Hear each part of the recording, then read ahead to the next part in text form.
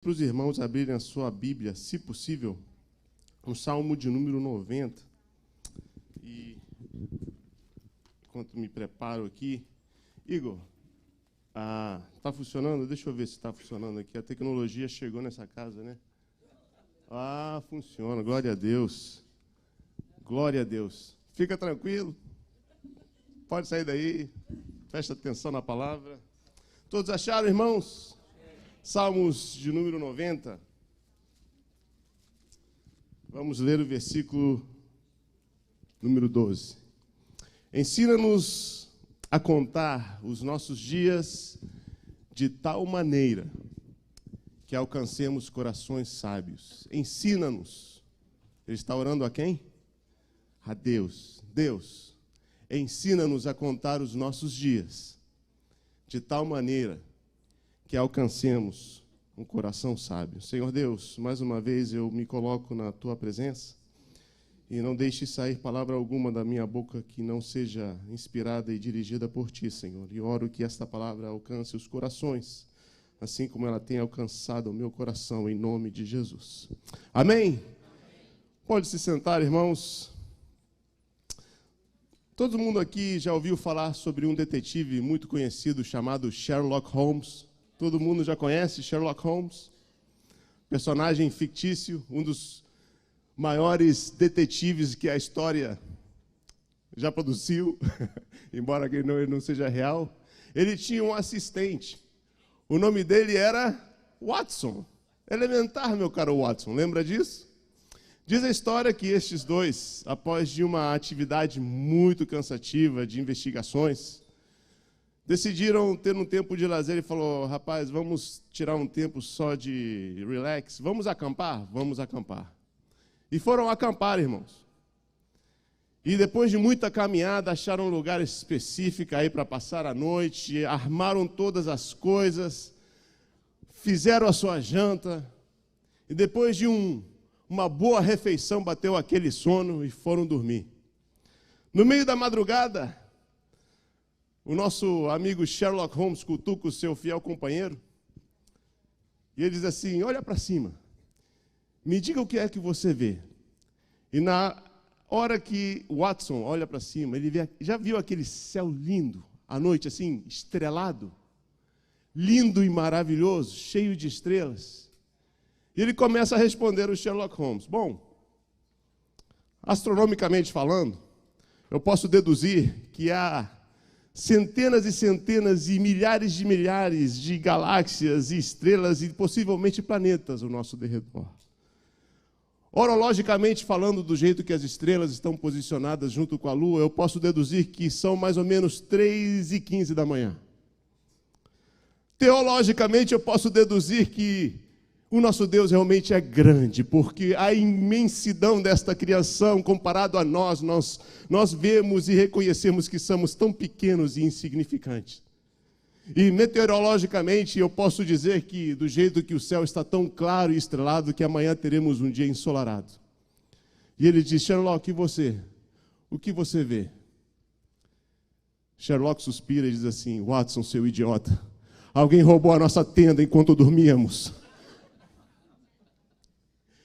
E isso aí, irmãos, muitas das vezes é isso que acontece conosco, que muitas das vezes nós estamos preocupados e focalizados nas coisas que não são, coisas que são passageiras, e estamos mais ou menos ignorando o óbvio que está diante de nós. E essa mensagem que Deus colocou no meu coração diz assim, é sobre entender o tempo. Entender o tempo em que nós estamos. A Bíblia diz, irmãos, em Efésios capítulo 5, versículo 17, que não sejamos insensatos, mas entendei qual seja a vontade do Senhor. É um comando, é algo que Deus diz, que nós temos o dever de entender qual é a vontade do Senhor, que não sejamos insensatos. Porque a verdade é, irmãos, que nós temos um inimigo, e ele não se cansa de batalhar contra nós. Ele vai fazer o possível para desviar o nosso foco daquilo que é eterno, daquilo que é espiritual, daquilo que é a vontade de Deus e fazer nós gastarmos as nossas energias, o nosso tempo, o nosso recurso naquilo que não é produtivo para o reino de Deus. E nós temos que entender qual é a vontade do Senhor em todos os tempos. Nós somos conclamados a estar vigilantes em todo o tempo, amém? A Bíblia diz, em Mateus capítulo 13, versículo 33, e ele diz assim, olha, olhai, vigiai e orai. Olhai, vigiai e orai, né? Porque não sabeis quando chegará o tempo. Lá em 1 Coríntios diz que nós temos 3 classes de homens, né? Nós temos o homem natural, né? O homem, na verdade 2, né? O homem natural, que é o homem carnal, e o homem espiritual. E a Bíblia diz que o espiritual, ele consegue discernir todas as coisas. E nós temos que discernir, irmãos, os tempos, aonde nós estamos no grande plano de Deus. Eu fico maravilhado, irmãos, como tem gente, por causa do costume, da experiência de lidar com certas coisas, a aptidão, o discernimento que a pessoa tem nas coisas naturais. Eu estou aprendendo o jogo de dominó, irmãos. Dominó eu achava que era tacar pedra e juntar o número ou a cor e pronto, né? Rapaz, é tudo uma estratégia. Eu fico admirado, eu jogo com algumas pessoas aqui na casa, né? Gente, você distribui as pedras na hora que ele já bateu o jogo. Mas peraí, como? Não, porque você não tem essa, você não tem aquela, não tem que apontar tudo. Bati o jogo. E eu fico, meu Deus, como é que pode? É discernimento. É entendimento, né? Tem gente que trabalha na construção, irmão, a galera do brick, chega aquelas pallets de brick assim no driveway, já no olho, fala assim, não vai dar, não vai dar. Não tem material suficiente. Aqueles que trabalham com madeira, com tile também. Gente, você olha o trabalho, não, tá errado. Mas nem começou o trabalho. Não, mas eu já sei. Discernimento. A gente olha para o céu, né? E está tudo fechado, você diz o quê? Vai chover. Né? E Jesus falou exatamente essas coisas. Olha o que Jesus disse. Lucas capítulo 12, versículo 54, diz assim, olha, ele diz assim, sabeis olhar para o céu e distinguir se vai chover ou não. Dizia também a multidão, quando vedes a nuvem que vem do ocidente, logo dizeis, lá vem chuva. E assim sucede. E quando sopra o sul, o vento do sul, dizeis, haverá calma. E assim sucede. E ele diz assim, hipócritas, sabeis discernir a face da terra e do céu. Como não sabeis então discernir este tempo presente? É Jesus falando que nós somos, irmãos, temos o dever de discernir aonde nós estamos, no grande cronograma de Deus. E uma dessas ferramentas que Deus tem deixado para nós é sobre... O chão vai tremer. É aqui, ó. É discernir o som. A gente ouve e discerne, tem algo errado. Discernimento, irmãos. Eu oro que Deus nos conceda hoje discernimento espiritual nessa casa, em nome de Jesus. E uma dessas ferramentas que nos ajuda a discernir aonde nós estamos no grande cronograma de Deus se chama profecia. Não é profetada, não é profetagem. Deus vai te dar casa, carro e um marido bonitão ou uma esposa maravilhosa. Não. É profecias contidas nas Sagradas Escrituras. Amém? As profecias, irmãos, são muito, muito importantes porque é o termômetro de Deus. No grande cronograma que Deus estabeleceu na face da terra. Vocês estão comigo?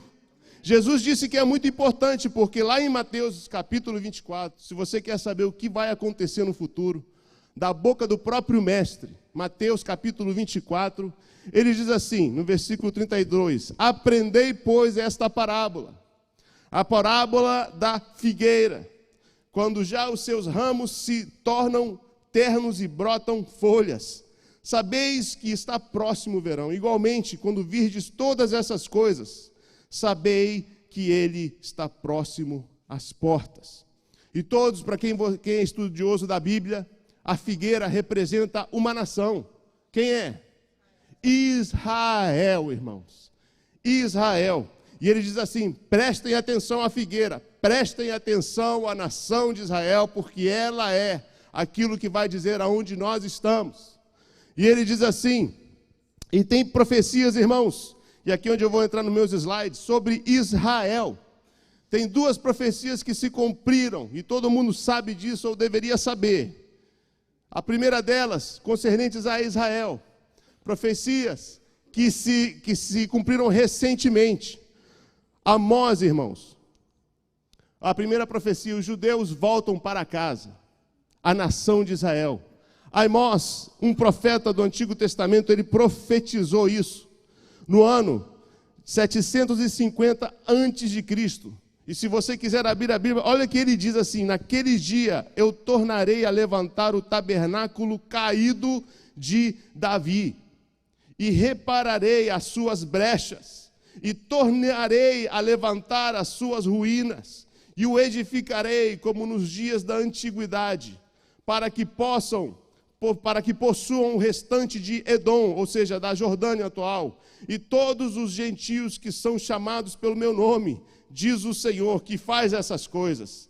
Eis que vem dias, diz o Senhor, em que o que lavra alcançará o que cega, e o que pisa as uvas ao que lança a semente, e os montes destilarão mosto, e todos os outeiros se derreterão. E trarei do cativeiro meu povo Israel, e eles reedificarão as cidades assoladas, e nelas habitarão, e plantarão vinhas, e beberão seu vinho, e farão pomares, e lhe comerão o fruto, e plantá-los-ei na sua terra, e não serão mais arrancados da sua terra, diz o Senhor teu Deus. 750 anos antes de Cristo, este profeta teve essa revelação. E em 1900, durante décadas, irmãos, décadas e décadas, por causa da perseguição, os judeus foram expulsos daquela terra. Até 1948. Poderá uma nação nascer em um só dia? Isaías disse. Mas em um só dia a nação de Israel foi concretizada e se tornou realidade. Retornou realidade para dizer e provar que Deus, aquele que sabe o fim desde o princípio, é o Deus único e verdadeiro. A Ele a glória e a honra para todo sempre.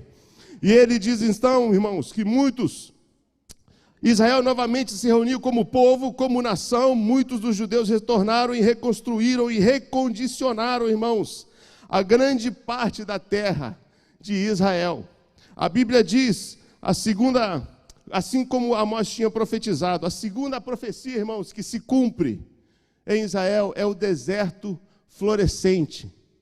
Deserto florescente. Isaías capítulo 41, versículo 18. Olha o que o profeta diz que iria acontecer nos últimos dias, os dias perto do fim. Ele diz o seguinte: abrirei rios em lugares altos, e fontes no meio dos vales. Tornarei o deserto em lagos de água, e a terra seca em mananciais de água.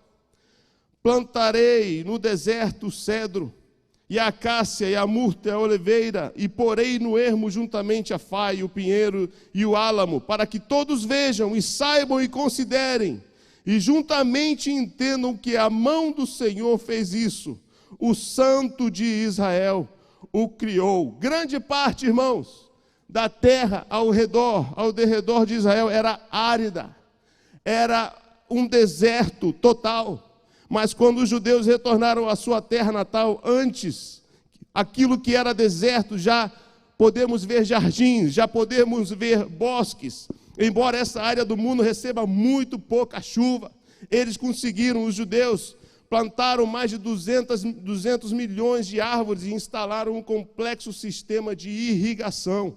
O solo, novamente, ele é produtivo, produz grandes colheitas, suficientemente não só para aquele povo que habita ali, mas para exportar também. Hoje o Brasil, inclusive, quer importar a tecnologia de Israel para o Nordeste brasileiro. Já sabiam disso? por causa dessa tecnologia. E tudo isso diz, irmãos, que nos últimos dias o deserto floresceria. Olha só o que acontece. Em 1865, Israel era assim. Deserto.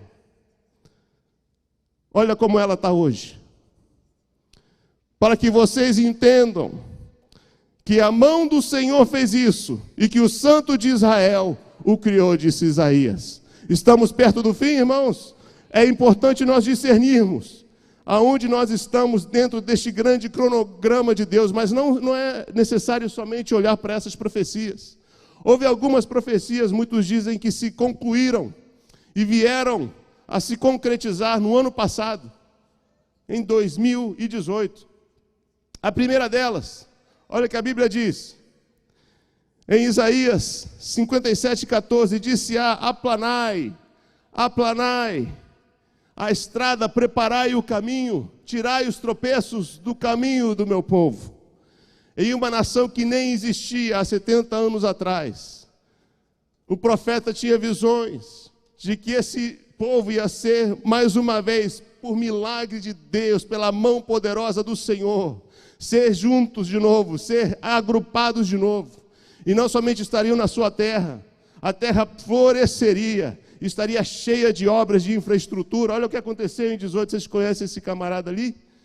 O ex-primeiro-ministro, com seu ministro de transporte, eles criaram de Tel Aviv, que é a capital atual de Israel, até a Jerusalém, um trem-bala. Aplanai, tirai a pedra. Preparativos de infraestrutura. Quantos conhecem aqui, irmãos, o termo Gog e Magog? Já ouviu falar dessa guerra que está por vir? Gog e Magog é uma guerra que está prevista nas Escrituras, que envolve basicamente Rússia e basicamente o Irã, a antiga Pérsia. Olha o que o profeta disse: e te farei voltar, e porei anzóis nos teus queixos, e te levarei a ti com todo o teu exército, cavalos e cavaleiros, todos vestidos com primor, grande multidão com escudo e rodela, manejando todos a espada, persas, Irã, etíopes e os de Pute com eles, todos com escudo e capacete. Por que isso é importante, irmãos? É uma guerra que está por vir. Já aconteceu, pastor? Não, mas vai acontecer. Em 2018, aconteceu um conflito no território israelense, a primeira vez de conflito direto, embora de pequena escala, mas houve, que Israel começou a escalar as tensões daquela região. Israel e Irã fizeram contato militar direto pela primeira vez sobre o espaço aéreo israelense. Uma escalada de conflitos em uma região já muito volátil, que aproxima os exércitos de várias nações. E olha só o que aconteceu mais uma vez. Vocês conhecem isso aqui, irmãos? Apresento para vocês a nova embaixada dos Estados Unidos. Em Tel Aviv? Não. Em Jerusalém. Quem diria, irmãos, que uma embaixada dos Estados Unidos ia ser edificada em Jerusalém? Se você não sabe, a capital de Israel é Tel Aviv. Mas a Bíblia diz, olha, mas aqui a embaixada dos Estados Unidos em Jerusalém foi aberta no dia 14 de maio de 2018, depois que o presidente dos Estados Unidos declarou que Jerusalém seria a capital de Israel no final de 2017. E por que isso tem importância, irmãos? Porque a Bíblia diz que no finais dos tempos, Jerusalém seria a capital não só de Jerusalém, mas de todo o mundo. Olha o que diz a profecia, Jeremias 3,17, que naquele tempo chamarão Jerusalém o trono do Senhor, e todas as nações se ajuntarão a ela em nome do Senhor, em Jerusalém, e nunca mais andarão segundo o propósito do seu coração maligno. O que isso tem a ver conosco hoje? É interessante, irmãos, nós temos que entender aonde nós estamos, dentro do cronograma do plano de Deus para a história da humanidade. Se você não se preocupar com o que vai acontecer, o ser humano é assim. Se você não se preocupar e saber e for instruído que, olha, tudo que você faz nessa vida aqui vai ter consequência lá no futuro, você vive do jeito que você quer. E me preocupa que as igrejas não estão pregando mais sobre isso. É oba-oba, né? Receba. Mas tudo que você faz aqui tem uma consequência lá no futuro. Você, crente, eles vão passar pelo fogo. Ninguém pode enganar Deus. Quando o profeta Elias queria ungir o rei de Israel, e ele vendo a Abinadab e os outros filhos, né, mais lindos e formosos e altos e fortes, pronto para a batalha, Deus sempre dizia, não é esse, não é esse, não é esse. E ele diz assim uma coisa para o profeta, aprenda uma coisa, que o homem, ele olha para a aparência, mas eu olho para o coração. E é isso que nós temos que entender hoje, irmãos. O nosso coração é o que importa para Deus. Qualquer um pode enganar a muitos aqui. Eu posso ter uma máscara aqui hoje, estar mais sujo, né, do que estar mais sujo do que um trapo de imundícia. Ia falar outra coisa, né? Mas a Deus a ninguém engana. As nossas obras vão passar pelo fogo. E que, para a gente poder entender a seriedade dessas coisas, eu intitulei essa mensagem que já é tempo. Para tentar ajudar a entender onde nós estamos. Esse mapa maluco aqui que você está vendo, é o mapa do plano de Deus. E é isso que nós estamos estudando nas sextas-feiras.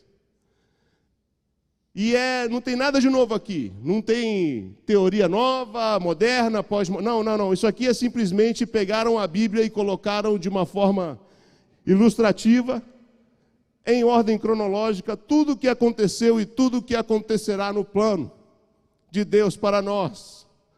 História do homem.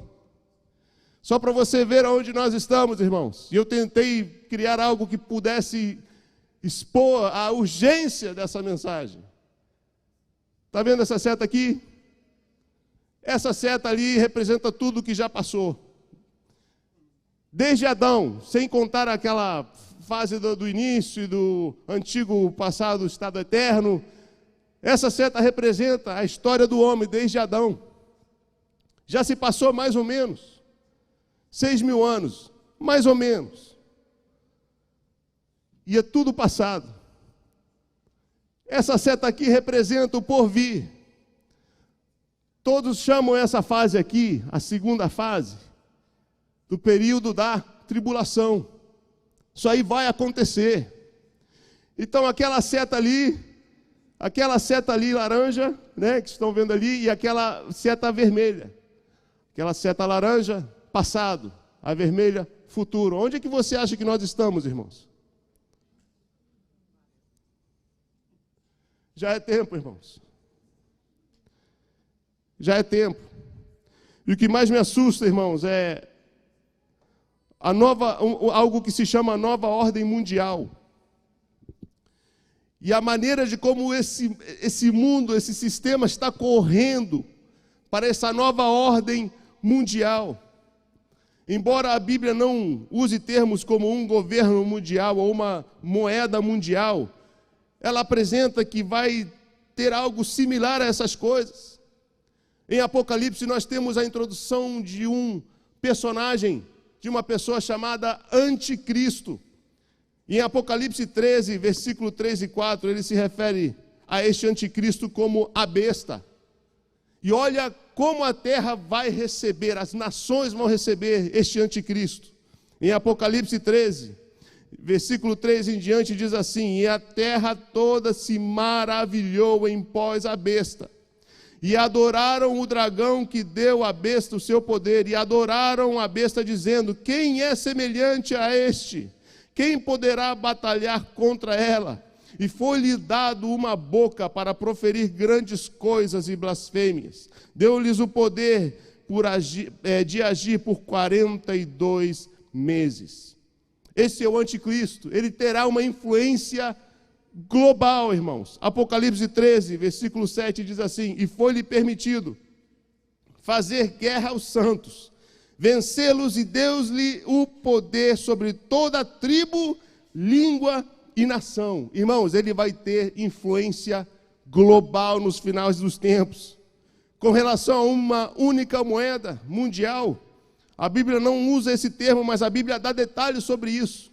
Naquele tempo, em Apocalipse 13, versículo 16, diz assim: que ele fez que a todos, pequenos e grandes, ricos e pobres, livres e servos, seja-lhes posto um sinal na sua mão direita ou na sua testa, para que ninguém possa comprar ou vender, senão aquele que tiver o sinal, ou o nome da besta, ou um número do seu nome inscrito na sua testa. Vai haver um anticristo, a sua influência vai ser global, ele vai controlar o sistema financeiro, não se sabe se é por uma única moeda ou por transações eletrônicas, e nós sabemos onde nós estamos. Ou eu já não ando mais com dinheiro no meu bolso, é só cartão. Eu já não pago mais contas com cheque, é tudo através do banco, eletronicamente. E quando alguém tem esse poderio nas suas mãos, é muito fácil controlar a vida de alguém. Tem sanções estabelecidas pelo governo norte-americano com a Coreia do Norte e com o Irã. Essas sanções fazem e põem um peso econômico muito grande naquelas nações, a ponto de abalar o sistema interno daquele país, onde começa a haver falta de produtos, falta de alimentos, para tentar fomentar uma revolta naquele regime. Porque o dinheiro, irmãos, quem consegue hoje viver sem dinheiro? Deus sabe disso. E se você conseguir controlar o dinheiro, você vai controlar muita gente. E esse é o plano, o grande plano do anticristo. E aquele que não aceitar a marca da besta vai sofrer. Possivelmente vai morrer de fome, porque ele não vai conseguir entrar nesse sistema monetário da besta. Onde nós estamos, irmãos? Isso é um negócio assim de ter um governo mundial não é nada novo. A história já demonstrou vários homens que eram imperadores, que tinham esse sonho de governar o mundo inteiro. Desde o imperador mais antigo que se ouviu falar, que era do imperador Acadiano, até o louco do Hitler. Sempre houve e sempre vai haver alguém querendo ter o domínio total de toda a terra. Mas eles não vão conseguir. Nenhum homem conseguirá governar a terra em sua plenitude, porque só existe um Rei dos Reis e só um Senhor dos Senhores, e a ele foi-lhe prometido um reino que jamais passará, o grande eterno Rei chamado Jesus Cristo. Ele é o príncipe da paz e ele governará com justiça e com grande poder. Mas não vai ser a última tentativa, nós teremos mais um tentando governar o mundo. Tem um historiador chamado Sir John Dalberg, que ele diz assim, que a história tem nos mostrado que o poder absoluto corrompe absolutamente. E é sempre assim, irmãos, sempre assim, sempre quando o homem tenta controlar o mundo inteiro, quando ele tem o total poder nas suas mãos, o coração dele é revelado. E tudo isso acaba, irmãos, acaba em tragédia. Embora a história mostre que sempre que um ser humano quis dominar o mundo, o resultado sempre foi a tragédia. A tragédia. Mas o que me espanta, irmãos, nesse cronograma grande, nesse plano global que Deus tem estabelecido para nós, é a rapidez com que este mundo está correndo para esse sistema. Vocês conhecem esse homem? Antigo presidente dos Estados Unidos. Em 1991, ele estava com uma agenda e um objetivo de impulsionar essa nova ordem mundial. Palavras dele, em 1991. Olha o que ele disse, olha as palavras que esse homem usa. O que está em jogo é mais do que um pequeno país, é uma grande ideia. É uma nova ordem mundial. Olha só as palavras desse homem. uma nova ordem mundial, onde diversas nações são unidas em uma causa comum para alcançar as aspirações universais da humanidade: paz, segurança, liberdade e Estado de Direito, ou Rule of Law, como dizem aqui. E um mundo em que há a perspectiva real de uma nova ordem mundial. Até então, ok, a ideia é boa, mas quando você estabelece um sistema de uma nova ordem mundial, globalizado, com um poder centralizado, basta um coração iníquo para transformar aquilo que foi feito para o bem, para se tornar em tragédia. 1991, isso é bem antigo, mas o que me alertou mais foi isso. Em 2016, as Nações Unidas, irmãos, lançaram um projeto chamado Agenda 21. Você pode ir lá na internet da ONU e ver. E um jornalista muito respeitado, por nome de Paul Maguire, ele estava investigando essa agenda. E o que ele concluiu foi algo impressionante. Ele diz assim, investigando essa proposta, ele diz assim, que a ONU não está pedindo permissão, mas ela está emitindo um comando para que todo o planeta se comprometa com 17 metas de desenvolvimento sustentável. O plano da ONU é que, que isso se cumpra no ano de 2030, através de uma mídia controlada, as populações em massa serão informadas de que tudo que se trata de salvar o meio ambiente e de acabar com a pobreza. Mas esse não é o verdadeiro objetivo da ONU. O verdadeiro objetivo da Agenda 21 era estabelecer, olha só, um governo global, um sistema econômico global e uma religião global. Quando o secretário da ONU, Ban Ki-moon, em 2016, o ex-secretário, falou de um sonho de um mundo de paz e dignidade para todos, isso não é nada de diferente do que quando os comunistas mostraram e apresentaram o comunismo como o paraíso dos trabalhadores. 2016, irmãos. Estamos em 2019. Por isso que eu falo, já é tempo. Já é tempo. Já é tempo, irmãos, porque Deus nos ama e Ele não quer que nós fiquemos aqui. Já é tempo, irmãos, porque o tempo se abrevia. Estamos quase sem tempo. Dias terríveis sobrevirão à terra. Você sabe o que vai acontecer rapidamente na grande tribulação? 7 anos de tribulação. Primeiros 3 anos e meio, paz e prosperidade falsa. Mas no final dos 3 anos e meio, o anticristo vai se revelar e aí vai começar uma das maiores tragédias que essa terra já viu. Começa a dizer em Apocalipse 6:8, olha, que 1 em cada 2 pessoas morrerão durante esse período. Tem 2 fases aqui. Apocalipse 6:8 diz o seguinte: e olhei, e eis que vi um cavalo amarelo,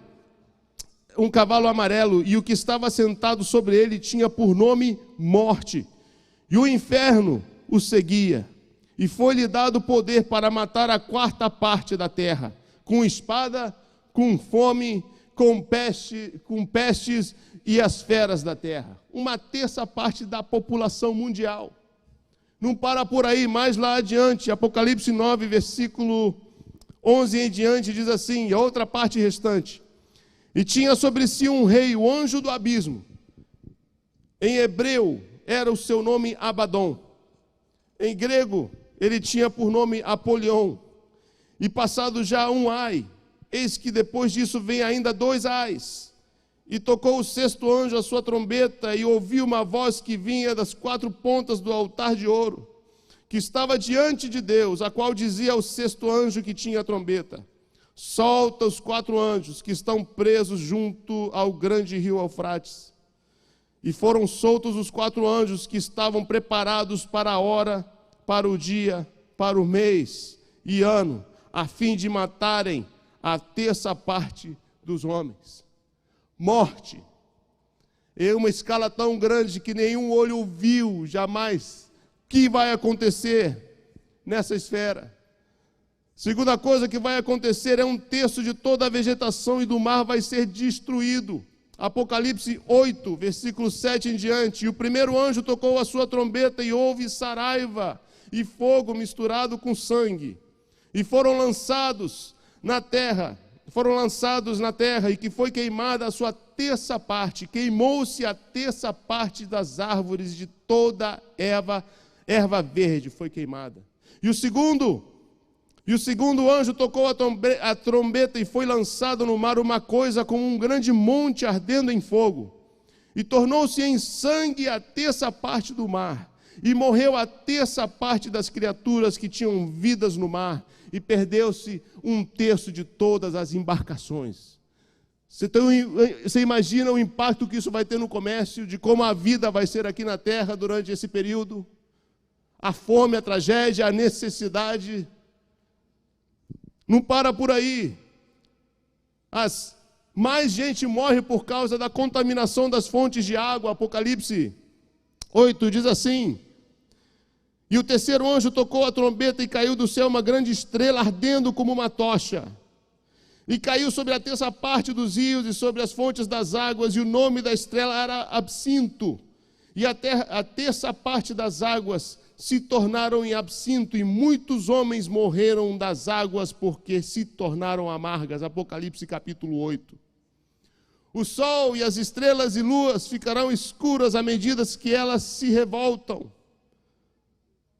Apocalipse 8:12 diz: e quando o anjo tocou a sua trombeta, foi ferida a terça parte do sol, e a terça parte da lua, e a terça parte das estrelas, para que a terça parte deles se oscurecesse, e a terça parte do dia não brilhasse, semelhantemente à noite. O sofrimento será tão extremo, irmãos, que a Bíblia diz que os homens vão pedir para morrer e a morte fugirá deles. Apocalipse 9:6 diz que aqueles dias os homens buscarão a morte e não a acharão, desejarão morrer e a morte fugirá deles. Nos últimos dias, irmãos, haverá uma guerra mundial como nunca antes foi vista na história da humanidade, onde o sangue fluirá por 200 quilômetros e chegará até a altura do freio de um cavalo.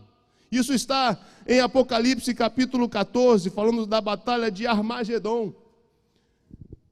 O que eu quero dizer aqui, irmãos? Que já é tempo. Deus nos ama e não quer que nós presenciemos e passemos por isso. Deus quer que nós estejamos no céu com Ele nesse tempo. Por isso que eu digo, irmãos, Deus colocou isso no meu coração para dizer para vocês que já é tempo. Já é tempo. Já é tempo de se achegar mais a Deus e não se distanciar mais dEle. É tempo de rever a nossa vida. A Bíblia diz, Tiago, olha, em Tiago capítulo 4, achegai-vos mais a Deus, e Ele vai se achegar a nós. Se você der um passo primeiro, Ele vai dar outro passo, Ele vai dar 2 em sua direção. Não é tempo de se distanciar de Deus. É tempo de se achegar mais a Ele. Achegai-vos a Deus e Ele se achegará a vós. Limpai as mãos, pecadores, e vós de ânimo dobre, purificai os vossos corações. Já é tempo, irmãos. Já é tempo. Já é tempo de fazer como Apocalipse capítulo 14 diz assim: dizei com grande voz, temei a Deus e dai-lhe glória. Porque vinda é a hora do seu juízo. Adorai aquele que fez o céu, a terra e o mar e as fontes de todas as águas. Já é tempo, irmãos. Já é tempo de revermos os nossos corações e os nossos passos. Romanos capítulo 13 diz, olha, e digo isto, conhecendo o tempo, que já é hora de despertarmos do sono. Deus, desperta-nos, Senhor, do sono nessa manhã, em nome de Jesus, e aqueles que nos veem por internet, despertem do sono em nome de Jesus. Já é tempo, disse Paulo, que despertemos do sono, porque a nossa salvação está agora mais perto de nós do que quando aceitamos a fé. O tempo já está se abreviando, já é tempo, irmãos. Já é tempo de vermos, reconsiderar a nossa vida, de ver as intenções do nosso coração, já é tempo. Você que vive uma vida dupla, que aqui na igreja é uma coisa, mas lá fora é outra, já é tempo. Já é tempo de decidir o que você quer fazer, não tem problema. Nós não forçamos ninguém a aceitar a Jesus e estar aqui. O próprio Deus não força ninguém a estar aqui. Mas uma coisa que eu aprendo com Jesus é o ódio que ele tem com hipócritas. E uma das minhas orações é: Deus, nunca me deixe ser um hipócrita. Nunca me deixe ser um hipócrita. Porque Deus não gosta de hipócritas. Ai de vós, hipócritas, fariseus. Lembra disso? Reveja o seu coração. Você está aqui na frente por quê? Porque você gosta de atenção? Você gosta de ser bajulado por outros? Ou porque você está cumprindo um chamado que você crê no seu coração? Eu fui chamado por Deus e eu vou efetuar esse plano para a glória do meu Deus. Já é tempo, irmãos. Já é tempo de levarmos a igreja a sério, de levarmos o trabalho dos pastores a sério, de levarmos as orientações desses pastores a sério. Jovens, nós temos um homem aqui que está dando a sua vida. É um homem de Deus, apoiado por homens de Deus. Vamos atentar ao que ele está te ensinando. Já é hora, irmãos, jovens, já é hora de utilizar o Facebook, Instagram, Twitter e qualquer outra plataforma para a glória de Deus. Chega! Você não sabe quantas coisas chegam nas mãos dos pastores, de coisas que nós vemos pelo social media. Você acha que ninguém vê? Já é tempo, irmãos. A Bíblia diz que todas as coisas foram criadas por Ele e para Ele. É tempo, irmãos, de utilizar o social media. Facebook, usa para a glória de Deus. Usa como uma ferramenta de evangelismo. Usa como uma ferramenta para você ser o sal dessa terra e condenar aquilo que está errado e apoiar aquilo que está certo. Já é tempo, irmãos. Porque o tempo se abrevia. O tempo se abrevia. A Bíblia diz, olha, em Tiago, sabeis vós que a amizade do mundo é inimizade contra Deus? Não tem jeito. Quisera eu que pudesse dar, Senhor, só um pezinho lá e outro aqui. Aí fica que nem o surfista, né? Não, irmãos, com Deus não é assim. Ele te quer por inteiro, Ele te quer por inteira. 100%, nada menos. Porque o nosso Deus, Ele se entregou 100% na cruz do Calvário. Ele podia voltar atrás, mas Ele não fez. Por amor a mim e por amor a você. 100%. É impossível, como eu disse, ninguém te força a estar aqui. Só não seja hipócrita. Você não quer mais estar servindo a Deus, não tem problema. A gente vai ficar triste. Deus vai gemer, mas Ele não vai te segurar. Mas se você está aqui, seja sincero. Tente honrar a Deus com a sua vida, com a sua palavra, com o seu testemunho. Que é isso que Ele quer. Que o mundo não vai prestar atenção em palavras. Disse um pai da igreja, Agostinho, se não me engano: pregue a tempo e fora de tempo. E quando preciso for, use as suas palavras. Já é tempo, irmãos. Já é tempo para você que está correndo atrás do Deus dólar. Uma coisa eu tenho aprendido: hoje nós temos dinheiro, amanhã podemos não ter. Mas a única coisa que não pode faltar nas nossas vidas é a presença de Deus. Já é tempo, irmãos, de reajustarmos o nosso foco. Que quem te sustenta é o Senhor. Pedro diz, olha, lançai sobre Ele todas as vossas ansiedades, porque Ele tem cuidado de você. Você está aqui hoje, porque Ele tem cuidado de nós, de você. Se há necessidade, sim, Jesus nunca falou que ia ser fácil. Jesus nunca disse que ia ser um mar de rosas. Mas Ele disse que no mundo tereis aflições, mas tem de bom ânimo, porque eu venci o mundo. E Ele está ao nosso lado em todo o tempo. A Bíblia diz, olha, buscai primeiro o reino de Deus. As demais coisas vão ser acrescentadas, porque Deus sabe da nossa necessidade.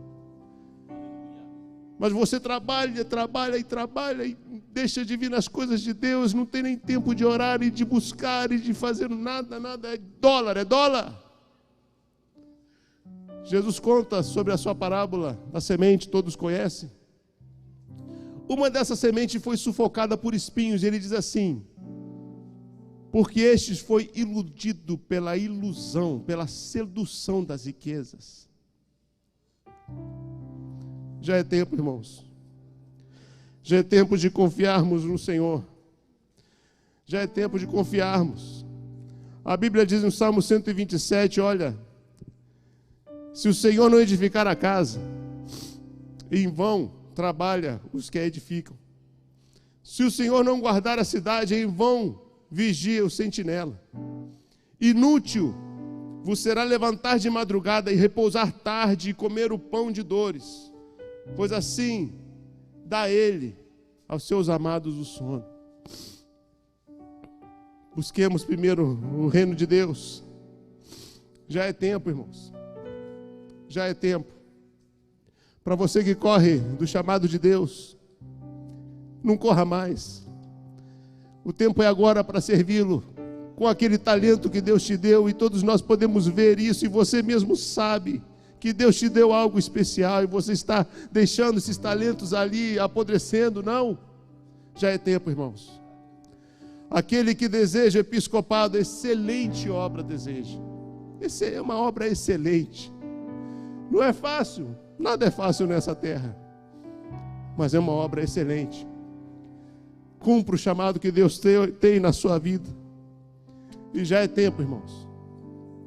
Já é tempo para cada dia aperfeiçoarmos a nossa santidade. A Bíblia diz: segui a paz com todos e a santificação, sem a qual ninguém verá ao Senhor. Já é tempo, irmãos. Eu creio que Deus tem falado aos nossos corações da gravidade, da urgência que nós temos de revermos a nossa vida diante dele. E para você que está ouvindo na internet ou que está aqui e nunca aceitou a Jesus como seu Salvador, já é tempo. Já é tempo. Jesus em Apocalipse disse: eis que estou à porta e bato. E se alguém ouvir a minha voz, abrir a porta, eu entrarei em sua casa e com ele cearei e ele comigo. Já é tempo de aceitar a Jesus, irmãos. Já é tempo de entregar o seu coração ao único que pode dar sentido real para a sua vida. Curvemos as nossas cabeças. Deus, da melhor maneira possível, eu entreguei aquilo que o Senhor colocou no meu coração. E eu coloco e peço que estas palavras, Senhor, esta mensagem, possa colocar essa semente nos corações aqui presentes e nos ajudar a entender da seriedade, Senhor, das coisas que estão por vir. Conscientiza, Senhor, o teu povo de que o nosso tempo aqui na terra está acabando e que todas essas coisas em que buscamos, tudo ficará para trás. Que possamos ser achados, Senhor, fiéis e dignos de entrar na Tua presença no céu, a começar por mim. Por isso nós colocamos a minha vida, a nossa vida diante de Ti, Senhor. E tira, Senhor, sobre das nossas vidas aquilo que não Te agrada. Levante a sua mão e diga para Ele: Senhor, olha para a minha vida, eu Te dou total permissão. de tirar da minha vida tudo aquilo que não te agrada. Senhor, tira toda a sujeira, Senhor, tira tudo aquilo que desvia do foco do Senhor. Senhor, vai tirando as amizades que não são de Ti, Senhor. Tira tudo aquilo, Senhor, que os Teus filhos nessa hora estão lembrando de tanta coisa, Senhor, em nome de Jesus. Espírito Santo, nós Te damos permissão, Te dou permissão na minha vida, Senhor. Tira. O Senhor conhece as intenções do meu coração. Olha para mim, Senhor. Vê se há algum caminho mau em mim e guia-me pelo caminho eterno. Espírito Santo, nos ajude, Senhor. Nos ajude. Nos ajude, Senhor. Já é tempo. Já é tempo. Já é tempo. Já é tempo, igreja. Já é tempo. Já é tempo de arregaçarmos as mangas e começar a trabalhar mais. Já é tempo de dobrarmos nossos joelhos e buscar mais. Já é tempo, igreja, de ficar mais calado e ouvir mais. Já é tempo, igreja, de dar mais. Já é tempo. Espírito Santo, te agradeço, Senhor, pelo Teu amor e Teu cuidado. Te agradeço, Senhor, pela Tua presença nesta igreja, pelo ministério que o Senhor tem colocado.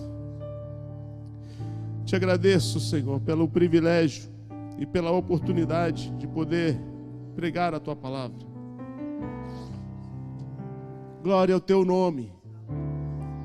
Glória ao Teu nome eternamente. Em nome de Jesus. Amém.